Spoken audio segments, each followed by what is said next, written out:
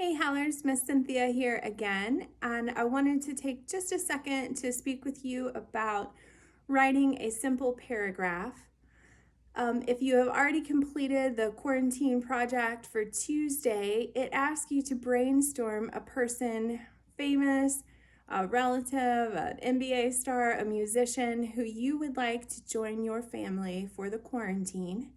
And part of that task asks you to both think of that person and then to write a paragraph explaining who you chose and why you chose them. And all of us are learning and growing as writers. For some of you, writing a paragraph might feel like an overwhelming assignment. And so I wanted to introduce you to a very simple paragraph style. It is called the 5-sentence paragraph. It's very common, and as you might imagine, it has 5 sentences.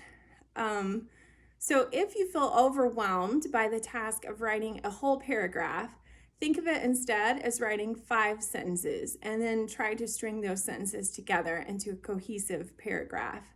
So one way to think of it is like a burger, a cheeseburger, or in my case, a black bean burger. And you have at the top, you have a tasty bun, and that is your introduction. That is where you introduce the topic that you'll be speaking about during your paragraph.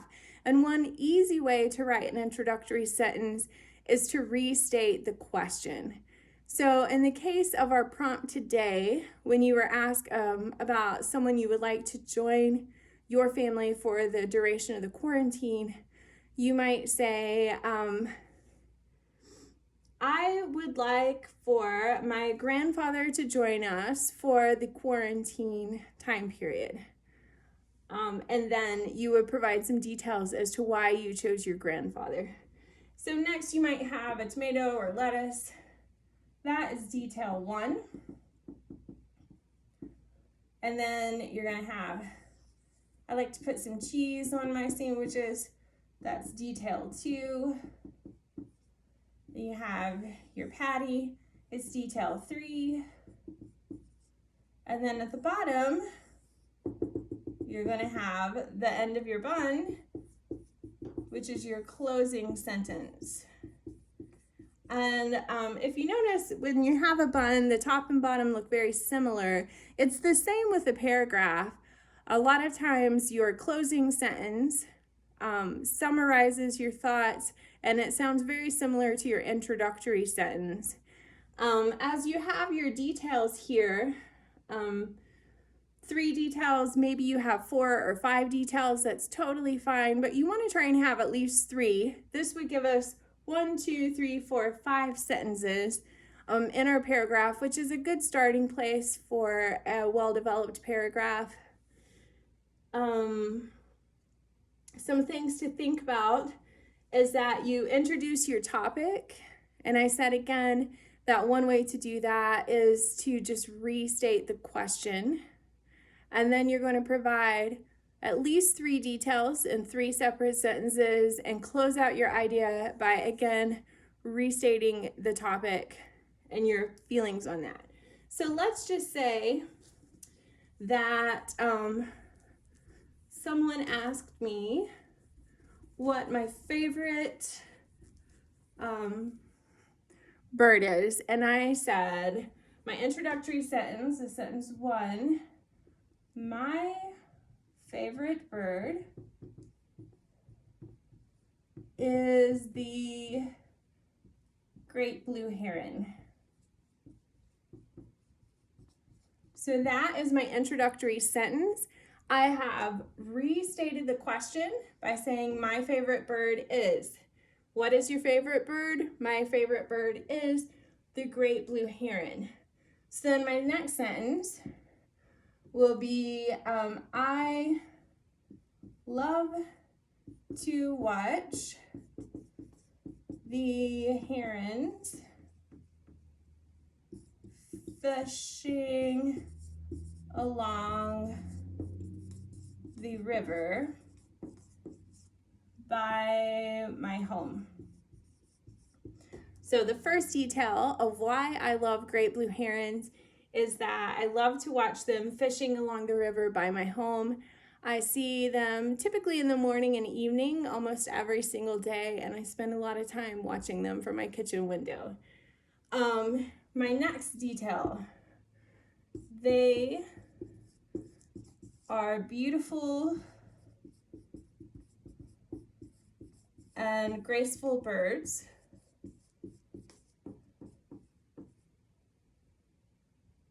So that is my second sentence. Or my second detail. They are beautiful and graceful birds, which is part of why I love them.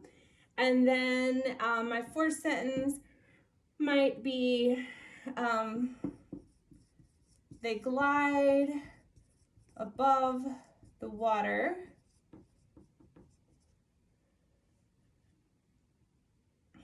as they fly. So we often see them flying just straight over the water, gliding above as they are hunting for fish. And then my concluding sentence is in my fifth sentence, and it's going to sound a lot like my starting sentence. So my first sentence was, my favorite bird is the great blue heron. So then my last sentence might be like, these are a few of the reasons why the great blue heron is my favorite bird. So if I were to read that all together, it says, my favorite bird is the great blue heron. I love to watch the herons fishing along the river by my home. They are beautiful and graceful birds. They glide above the water as they fly. These are a few of the reasons why the great blue heron is my favorite bird. So you can see how I took a simple question, what is your favorite bird?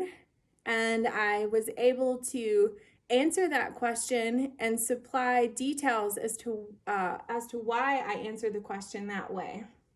So today, when I did the quarantine project, the question was, if you could have anyone join your family during the quarantine, who would it be and why? And when I thought about this task, I came up with a lot of different answers, but I settled on a musician.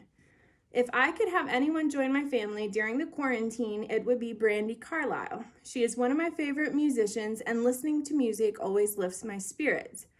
In addition to playing music for my family, perhaps she would also help me to play the guitar better. I have many musicians that I love, but Brandy Carlisle always seems kind and good-natured in interviews.